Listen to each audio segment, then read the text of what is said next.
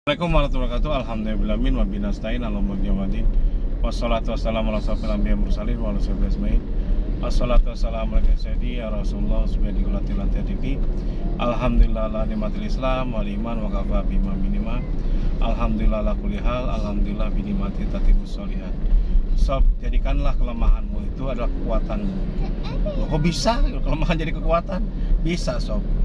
Pertama gini, sekarang ini yang kena krisis keuangan ini COVID itu bukan hanya orang miskin, sob. Sahabat-sahabat saya yang kaya, yang gak ketulungan, yang omsetnya sehari bisa ratusan juta gitu, sekarang kolaps semua, sob. Malah miliaran sehari. Sekarang kelengar semua, sob. Bener-bener kelengar, sob. Tadinya dia bisa pinjam, bayangkan dia punya toko oleh-oleh, pembiayaannya bukan pembiayaan dia sendiri, itu dari suppliernya semua yang biayai. Jadi supplier nitip duitnya, dibayar nanti barangnya laku, dibayar mungkin sebulan atau 2 bulan, sebulan setengah. Seperti itu sekarang kelengar semua. Sampai mobil apa dijual sekarang asetnya. Kenapa? Kosnya udah kegedean, dia udah ngurangi pun susah gitu. Kurangi kos sampai drastis pun akan sulit gitu. Kok teman sahabat saya yang punya hotel, kemarin punya hotel, punya restoran, habis semua, sob gitu. Restoran pun ternyata kan dia kontrak, yang hotelnya doang dia punya gitu. Tapi ternyata apa? Ya ternyata kalau utang di bank segala macam nggak selesai kan repot gitu. Hanya berantakan semua gitu. Untung rumahnya masih ada gitu. Mobilnya dia punya leasing segala macam-macam banyak sekali. Sekarang habis semua mobilnya gitu. Ditarik semua gitu. Karena ketidaktahuan. Padahal kalau ngerti aja sedikit, insya Allah bisa gitu. Tapi udah nggak apa-apa, kita nggak bahas di situnya. Jadi sekarang ini banyak orang, sekarang ini tetap sahabat-sahabat saya yang lain adalah apa? Yang paling mudah kelemahan kita kan kita harus bayar karyawan segala macam-macam. Kadang-kadang itu jadi beban kita, jadikan beban kita itu menjadi penolong kita. Kok susah? Nggak susah, sob. Dan saya sudah buktikan gitu. Saya kan punya karyawan, itu kan jadi beban sebenarnya pada saat COVID ini, harus bayar segala macam-macam padahal pendapatan nggak ada gitu. Tapi saya nggak mikir sampai ke sana, sob. Saya tidak jadikan karyawan itu beban gitu. Kenapa? Saya terbiasa ketika saya agak ekonominya bagus, saya beli barang, saya stok barang gitu. Saya beli barang di Cina, setengah kontaineran atau 1 kontainer saya stokin di tempat saya gitu. Dan barang-barang itulah sekarang yang mereka jualin, sekarang saya jualin segala macam-macam. Udah gitu kalau laku buat mereka gitu. Ya itu seperti itu aja yang dijalankan. Kalau kan rugi kayak ya nggak apa-apa biarin, tapi saya tidak mau diperepotkan karena saya sekarang ini udah hampir 10 tahun. Kalau rekening saya pun bukan saya megang, tapi GM saya megang gitu. Jadi saya nggak megang apapun sekarang ini, kecuali kalau nilai kontraknya di atas 1 miliar 2 miliar butuh pembiayaan baru masuk ke rekening saya bisa kontrol loh. Kalau enggak ya nggak kontrol loh. Di bawah 1 miliar itu ya dia yang kontrol semua gitu.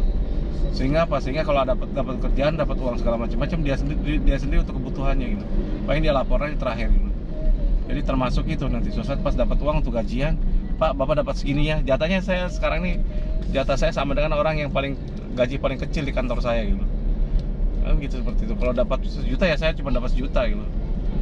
Ya mereka 1 juta saya dapat 1 juta, ya seperti itu yang dilakukan gitu. Ya udah nggak masalah gitu. Nah, saya kalau biasanya kan karyawan jadi beban gitu. Sekarang ini saya enggak gitu. Karena saya udah bilang ke mereka semua, yang gaji kamu itu bukan saya tapi Allah gitu. Dan kamu sendiri gitu. Jadi kamu harus bekerja dan berusaha berdoa gitu. Bukan kerja, saya tidak nyarankan kerja keras.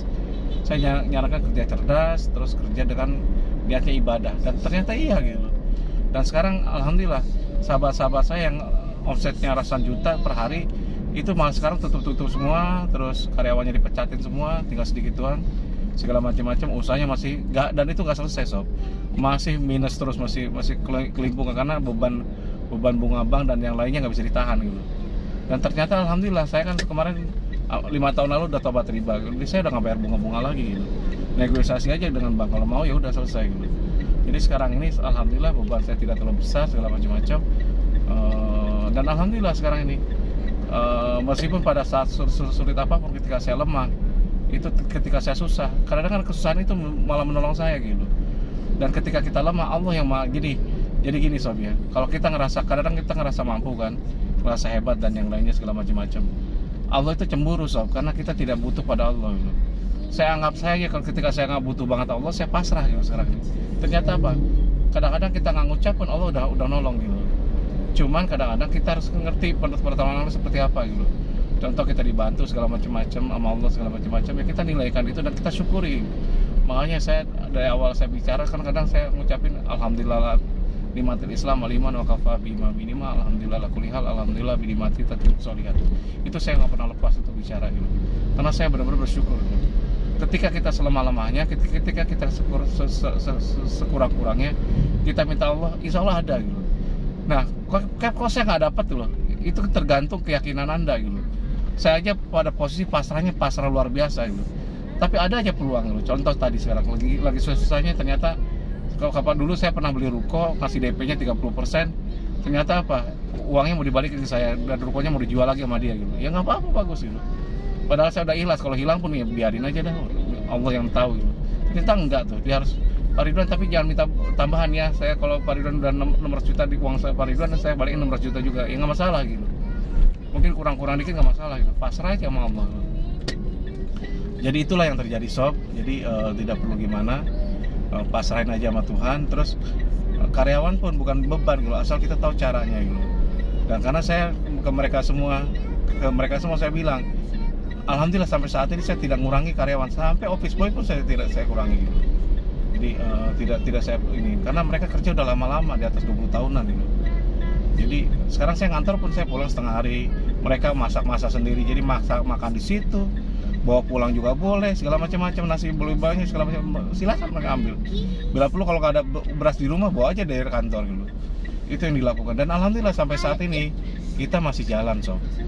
Jadi yakinlah kesulitan itu kalau kita selemah-lemahnya, di situ adalah kekuatan kita gitu. Demikian dari saya, kalau salah banyak salahnya, kalau kurang banyak kurangnya. Wabillahi taufiq wal hidayah. Wassalamualaikum warahmatullahi wabarakatuh.